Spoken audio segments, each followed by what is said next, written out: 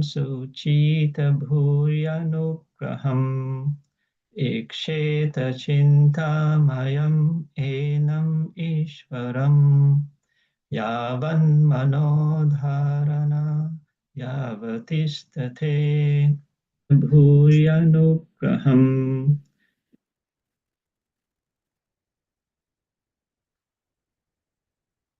Synonyms.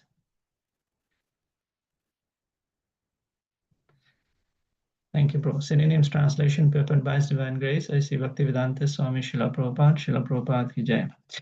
Adina, very magnanimous. Leela, pastimes. Hasita, smiling.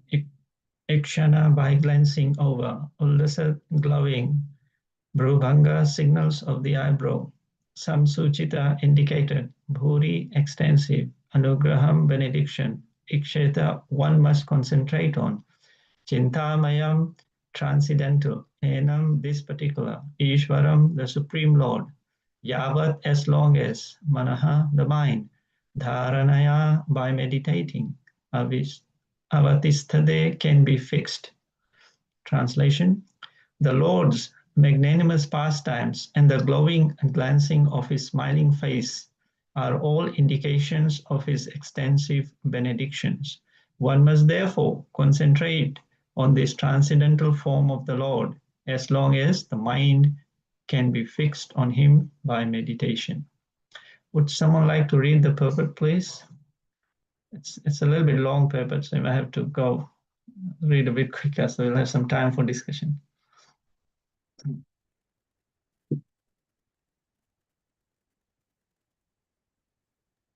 Harekrishna, Prabhu, I can do that. Okay, thank you, Prabhu. In Bhagavad Gita 12.5, it is said that the impersonalist undergoes a series of different programs on account of his impersonal meditation. But the devotee, due to the Lord's personal service, progresses very easily. Impersonal meditation is therefore a source of suffering of the impersonalist. Here, the devotee has an advantage over the impersonalist philosopher. The impersonalist is doubtful about the personal feature of the Lord, and therefore he tries to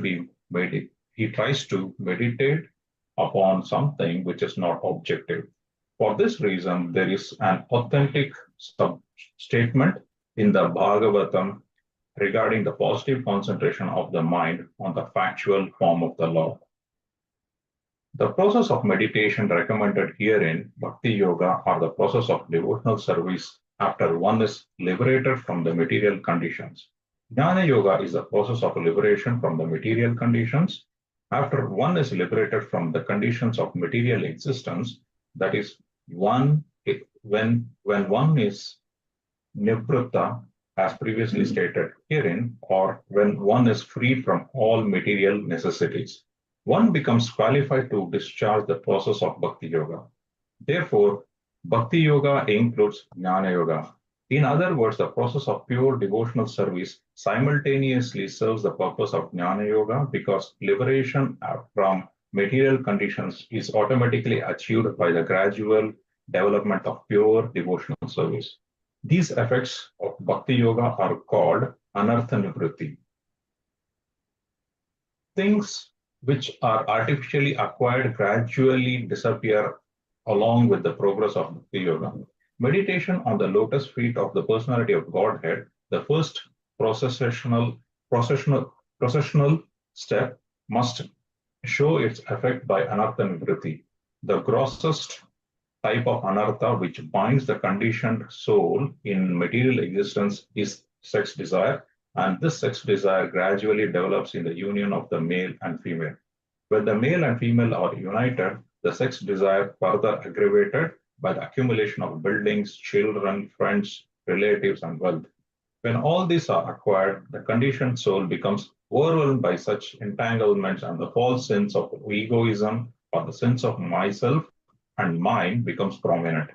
And the sex desire expands to various political, social, altruistic, philanthropic, and many other unwanted engagements resembling the form of the sea waves, which becomes very prominent at one time and at the next moment vanishes as quickly as a cloud in the sky. The conditioned soul is encircled by such products as well as products of sex desire, and therefore Bhakti Yoga leads to gradual evaporation of the sex desire, which is summarized in three headings, namely profit, adoration, and distinction. All conditioned souls are mad after these different forms of sex desire, and once one shall see for himself how much he has been freed from such material anchorings based on primarily on the sex desire. As a person feels his hunger satisfied after eating each morsel of foodstuff, he must similarly be able to see the degree of which he has been freed from the sex desire. The sex desire is diminished along with its various forms by the process of Bhakti Yoga, because Bhakti Yoga automatically, by the grace of the Lord, effectively results in the knowledge and renunciation. Even if the devotee is not materially very well educated. Knowledge means knowing things as they are. And if by deliberation, if it is found that there are things which are at all unnecessary, naturally the person who has acquired the knowledge leaves aside such unwanted things. When the conditioned soul finds by culture of knowledge that material necessities are unwanted things, he becomes detached from such unwanted things.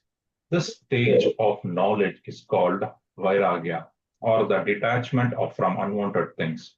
We have previously discussed that the transcendentalist is required to be self-sufficient and should not beg from the rich, blind persons to fulfill the bare necessities of life. Sukadeva Goswami has suggested some alternatives for the bare necessities of life, namely the problem of eating, sleeping, and shelter, but he has not suggested any alternative for such satisfaction. One who has the sex desire still with him should not at all try to accept the renounced order of life. For one who has not attained to this stage, there is no question of a renounced order of life. So by the gradual process of devotional service under the guidance of a proper spiritual master and following the principles of Bhagavatam, one must be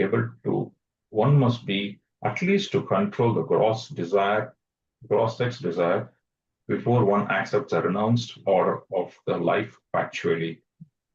So purification means getting free gradually from sex desire, and this is attained by meditation on the person of the Lord as described herein, beginning from the feet. One should not try to go upwards artificially without seeing for himself how much he has been released from the sex desire. The smiling face of the Lord is the 10th canto of Srīmad Bhāgavatam, and there are many upstarts who at once try to begin with the 10th canto, and especially with the 5 chapters who delineate the Rasa Leela of the Lord. This is certainly improper. By such improper study or hearing of Bhagavatam, the material opportunities have played havoc by indulgence in sex life in the name of Bhagavatam. The vilification of Bhagavatam is rendered by the facts of the so-called devotees. One should be free from all kinds of sex desire before he tries to make a show of recital of Bhagavatam. Sri Vishwanatha Chakravarti Thakur clearly defines the import of purification as cessation from the sex indulgence. He says, Yatha yatha discha sudhyati vishaya lampatyam tyajati tatha tatha dhayard iti chitta shuddhi taratayam iniva daivatarantayam uktam. As one gets free from the intoxication of sex indulgence by purification of intelligence, one step forward for the next meditation, or in other words, the progress of meditation on different limbs of the transcendental body of the Lord should be enhanced in proportion to the progress of purification of the heart. The conclusion is that those who are still entrapped by sex indulgence should never progress to meditation above the feet of the Lord. Therefore, recital of Srīmad Bhāgavatam by them should be restricted to the first and second cantos of the great literature. One must complete the purificatory process by assimilating the contents of the first 9 cantos. Then one should be admitted to the realm of the 10th canto of Srīmad Bhāgavatam. Hare Krishna, Prabhu. Thank you. Thank you very much, Prabhuji. Thank you for reading. So, Srila Prabhupada explained everything very nicely in this purport. Any questions? Okay, let's begin. So, Om Namo Bhagavate Vasudevaya, Om Namo Bhagavate Vasudevaya, Om Namo Bhagavate Vasudevaya, Narayanam Namaskritya Naram Chaiva Narottamam Devim Saraswatim Vyasam Tato Jayam Utriyat Naste Prayashu Abhadrit Nityam Bhagavata Sevya Bhagavati Uttam Shloke Bhaktir Bhavati Naistikim Om Jnana Timirandasya Jnananjana Shalakaya Chakshurunmilitam Yena Tasmai Shri Guruve Namaha Nama Om Vishnu Padaya Krishna Prasthaya Bhutale Srimate Bhaktivedanta Swami Niti Namine Namaste Saraswati Deve Gaurvani Pracharine Nirvishesha Shunyavadi Paschatya Deshitanine Nama Om Vishnu Padaya Krishna Prasthaya Bhutale Srimate Krishna Goswami Niti Namine Jai Sri Krishna Chaitanya Prabhu Nityananda Shri Advaita Gadadhar Shivasadi Gaur Bhaktivinda Hare Krishna, Krishna Krishna, Hare Hare, Hare Rama, Rama Rama, Hare Hare. Prabhuji, I think there was a message from Ravina Mataji. If you can please respond to that. Mataji, we are reading from Srimad Bhagavatam, Canto 2, Chapter 2, text number 12. So you can refer to that, 2.2.12.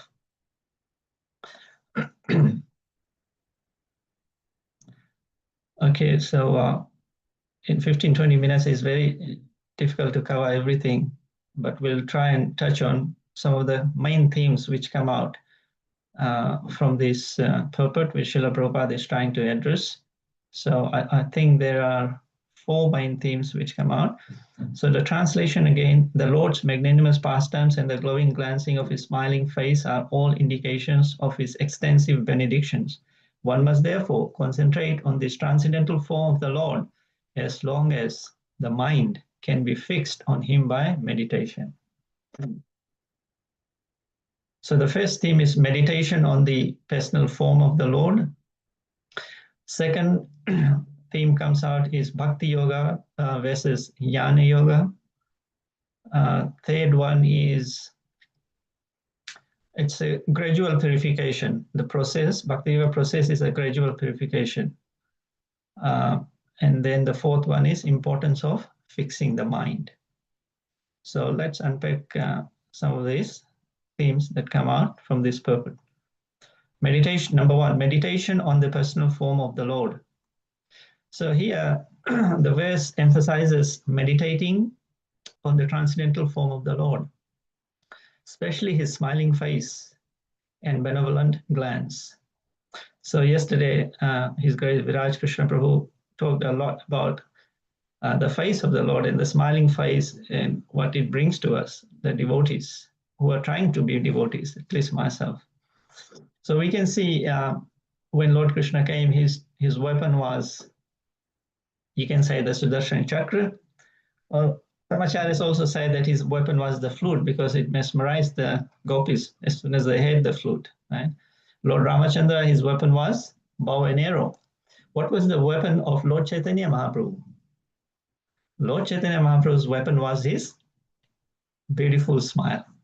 So as soon as he smiled and chanted the holy names, Hare Krishna, Krishna Krishna, Hare Hare, Hare Ram, Ram Ram, Hare Hare, all the devotees went mad in ecstasy. Even the animals of Jharikanda forest were embracing each other. So that is the power of the Lord's smile. Right? It's like millions of moons coming together. Can you imagine the brightness of Krishna's smile?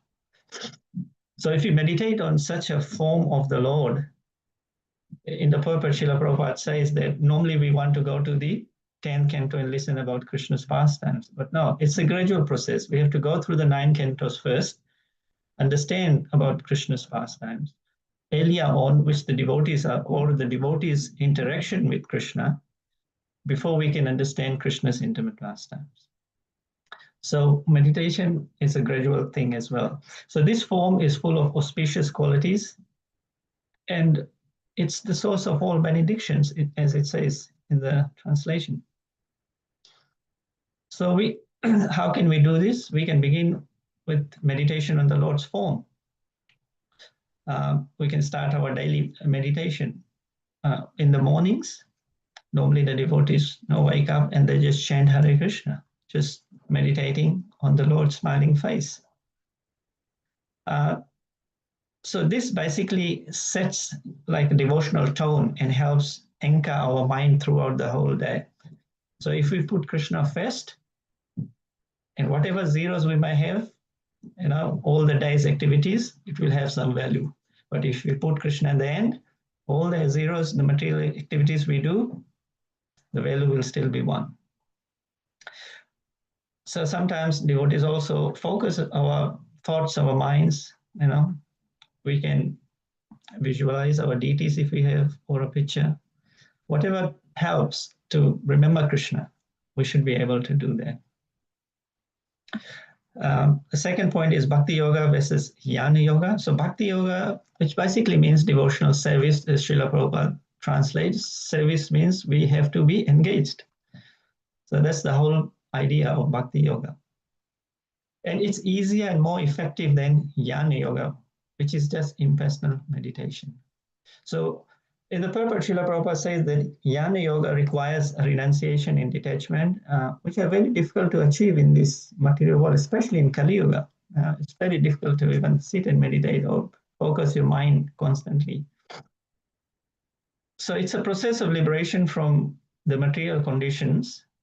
And after one is liberated from the conditions of material existence, like when one is nivritta, as Prabhupada says, freed from all material necessities, one becomes qualified then to discharge the process of bhakti.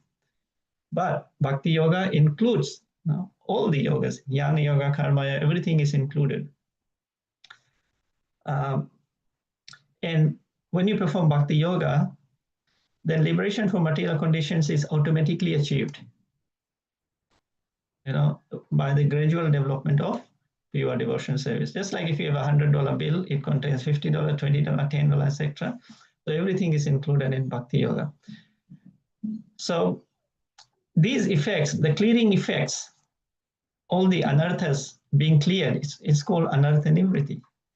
So when we do Bhakti Yoga, then anartha nivritti gradually comes about as well. So meditation on the lotus face of the Lord is the first step. So we must show its effect by anartha nivritti. So when we do, what Srila Prabhupada means is, when we perform devotional service on Bhakti Yoga, then anartha nivritti should automatically come. If it's not coming, that means there is some lack in our performance of Bhakti Yoga. So we have to revisit and reset our program, especially the morning program. So we are on the right track. So Srila Prabhupada quotes Bhagavad Gita 12.5, and it says there that for those whose minds are attached to the unmanifested, impersonal feature of the Supreme, advancement is very, very troublesome. And to make progress in that discipline is always difficult for those who are embodied. So it's self-explanatory. And then the next bit, so Bhakti Yoga actually allows one to engage the senses in serving the Lord and making it more practical and joyful. So the next verse, 2 verses, 12.6 and 7 says, but those, Krishna says, who worship me, giving up all the activities unto me and being devoted to me without deviation, engaged in devotional service and always meditating upon me, having fixed their minds upon me, O son of Pritha, for them I am the sweet deliverer from the ocean of birth and death. So Krishna has given the formula here. We just have to think about him, offer our homage to Krishna, and perform devotional service to please Krishna. And this way, Krishna will deliver us from this material world. So we have our intelligence to choose bhakti over dry renunciation. So instead of trying to suppress our desires through sometimes force or engage, we need to engage them in Krishna service. Sometimes the parents also say, right, my teenage boys or girls, or my young boys and girls are not listening, they're doing this and that. So even with them, we cannot force them to do devotional service. Srila Prabhupada says devotional service is voluntary, but we can engage them in devotional service. Like after the boat festival, Rasmandal Prabhu very nicely, he took all the youths, or most of them, and we all went there to clean the kitchen after the festival. And they were so joyful because they were working together, they were happy, they were chanting, and not one of them complained. So they just cleaned the whole kitchen, the pots, with Prabhus. They were so happy. So this is how we dovetail, we engage them. Rather than suppressing them, we engage them in Krishna service.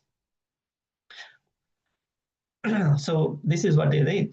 They used their hands to clean the temple, the kitchen.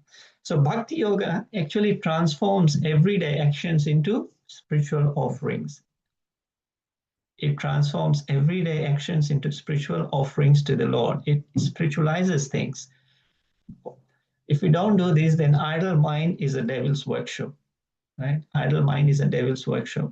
Something will go up in here which will bring us off track from Bhakti Yoga. So we control our mind by engaging senses. Once the senses are engaged and controlled, then the mind is controlled. And once the mind is controlled, obviously the intelligence is controlled, which can make the right decision. The example given very nicely is about Ambarish Maharaj. On Saturday, His Grace Viraj Krishna Prabhu very nicely covered this pastime of Ambarish Maharaj and Durvasha Muni. So I'll just quickly recap that. Savai Mana Krishna Padar Vindyo, like that. So it's from Srīmad Bhāgavatam, Canto 9, Chapter 4, text 18 to 20. So this is what we can do by learning the example from Ambarish Maharaj, right? So Maharaj Ambarish was always engaged. His mind in meditating upon the Lord's lotus feet, his words in describing the glories of the Lord, his hands in cleansing the Lord's temple, his ears in hearing the words spoken by Krishna or about Krishna, his eyes in seeing the deity of Krishna, Krishna's temples, Krishna's holy places, his sense of touch in touching the bodies of the devotees by serving them, his sense of smell in smelling the fragrance of tulsi and flowers offered to the Lord, his tongue in tasting the Lord's prasad, his legs in walking to the temple, his head in bowing down in full surrender to the Lord, and all his desires in serving the Lord 24 hours a day. Indeed, Maharaj Ambarish, he never desired anything for his own sense gratification. He engaged everything, all his senses in devotional service, in various engagements. This is the way to increase attachment for the Lord and to be completely absorbed and freed from all material desires.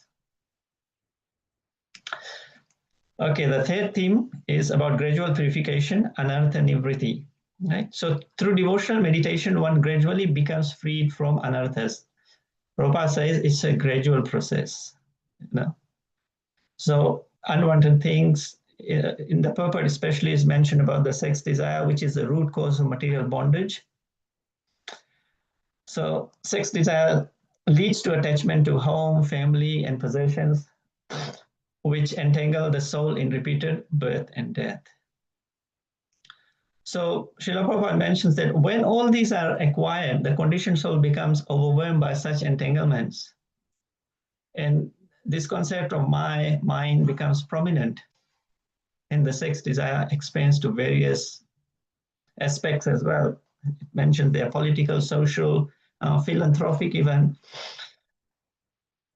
It's just like the example given is like the foam of the sea waves, right? Which becomes very prominent at one time at the crest, and at the next moment it hits the trough. It vanishes. That's how long our happiness lasts in this material world, like the crest and trough of a wave in the ocean. It goes up and down, that's it.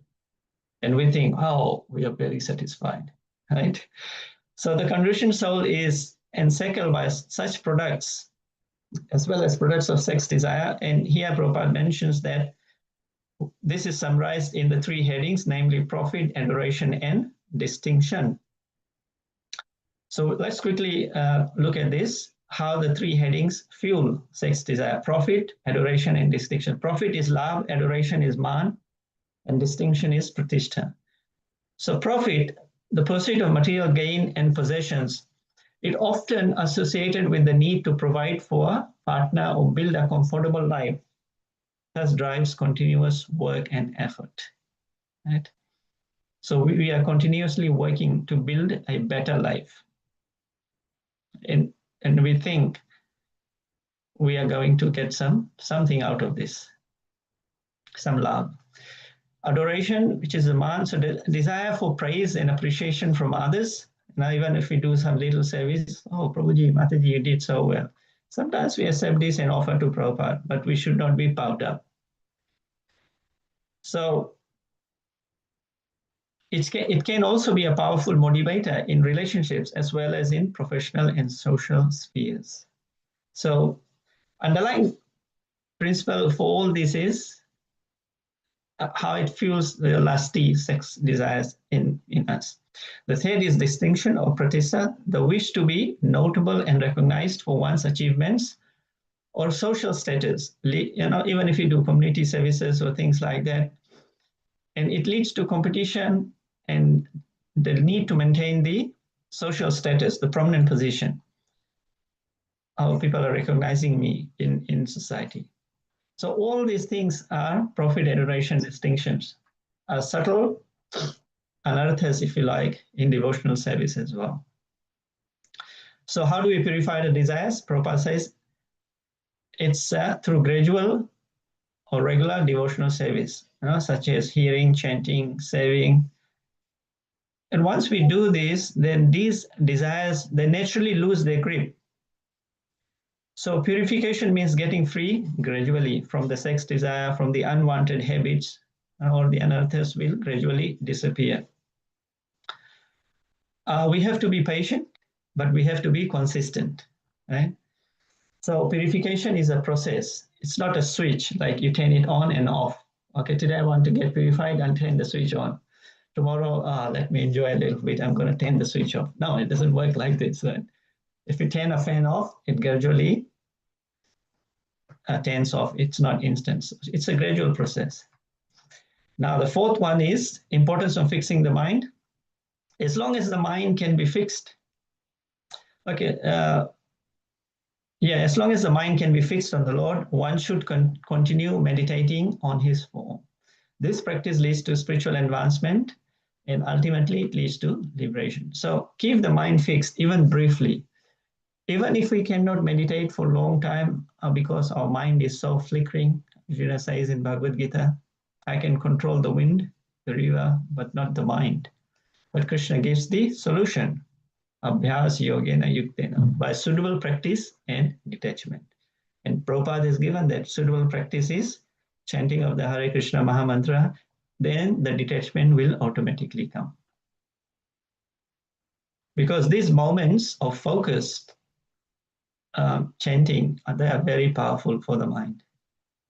And if we do that properly in the morning, then throughout the day, even if we cannot remember Krishna for the whole day, it's okay. But sometimes during the day, we should pause and remember the Lord, consciously. That, oh, my dear Lord, thank you for today. At least I'm breathing because of your mercy. So please let me remember you. And bless me so I can continue the remembrance of your face, your lotus feet, like that. Even if you're going for a walk, you can remember Krishna. So this builds a habit of spiritual mindfulness, which gradually deepens. It goes inside, through the ear and into the heart. Now we have to really make this personal, right? So because this verse emphasizes the personal form of the Lord, it's not an abstract concept. So cultivate a relationship with Krishna. If you have a deity, if you have a photo on your altar, go to him, go to Krishna, pray, express your gratitude, talk to him, seek guidance. Krishna understands all the languages and he understands our feelings as well. And because Krishna understands our feelings, he will reciprocate with us with his feelings as well. And then you'll get some indication. You'll get some guidance from inside, from Paramatma will guide you. So yeah, we should talk to Krishna. He's a person, right? Like we offer bhoga to Krishna, he's a person, he accepts it. Similarly, we converse with Krishna, and you'll see the difference. So it's almost time. I'll just quickly summarize. So Bhakti Yoga and Jnana Yoga, we know that Bhakti Yoga encompasses everything. So all the other steps in the yoga ladder, they are all incorporated with when you perform Bhakti Yoga. So the difficult parts become easy, right, in Bhakti Yoga process. So meditation on the Lord's form, it helps the mind, Lord's personal form, so which is described as transcendental and full of auspicious qualities.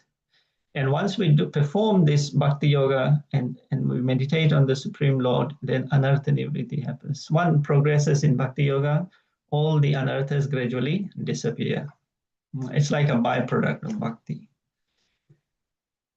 And Prabhupada mentioned the most binding anartha is the sex desire, which leads to deeper entanglement in material life through attachments like family, possessions, social status, things like that. So with the sword of knowledge, what does knowledge mean? Knowledge means knowing things as they are, exactly as they are. You know, that's why Srila Prabhupada called Bhagavad Gita as it is. That's knowledge. So, and we act according to the principles of religion given in these scriptures.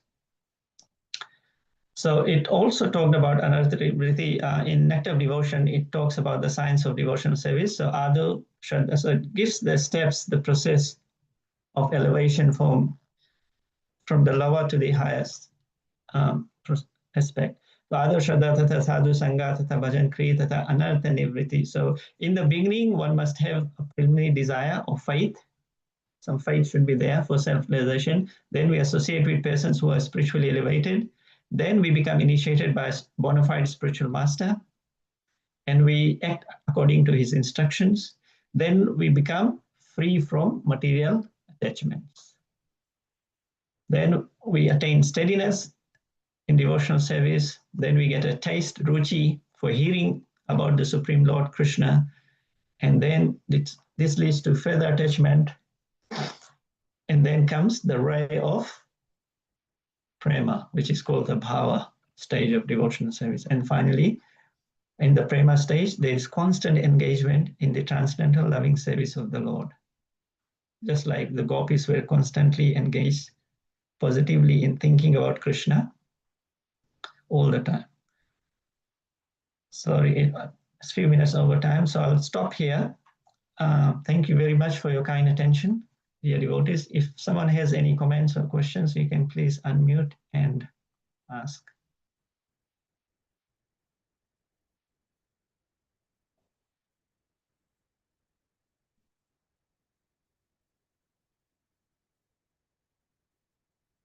Okay, if not, then we'll stop here. Thank you again, everyone, for your very, very kind attention and your presence. May you all have a blissful Krishna conscious day, and please try during the day to remember Krishna as much as we can. Even if you have to pause and remember Krishna, Krishna will appreciate that very much. Thank you. Hare Krishna. Hare Krishna. Thank you, Prabhu. Thank you, Prabhu. Hare Krishna, Prabhu. Thank you. Hare Krishna, Prabhu. Thank you for the wonderful class. Prabhu, thank you. You covered all the points so nicely, Prabhu. Thank you so much. Hare Krishna.